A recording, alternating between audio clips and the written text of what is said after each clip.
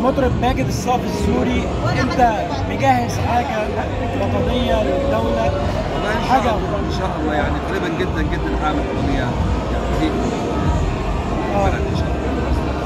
صراحه نقول سوريا يا دار البلدي، سوريا يا عشق الابدي، سوريا يا دار البلدي، سوريا يا عشق الابدي، سوريا بفديك بدمي، وطن الغالي سوريا.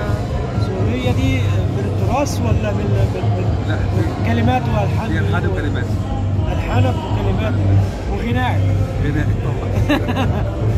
هتصورها؟ ان شاء الله. ان شاء الله بالتوفيق يا ماجد، ودايما اشوفك على خير. دايما ان شاء الله متفائلين. يعني الانسان لازم يبقى متفائل. احنا من 2011 لحد 24 يعني 13 سنه. خلص الشعب تعب.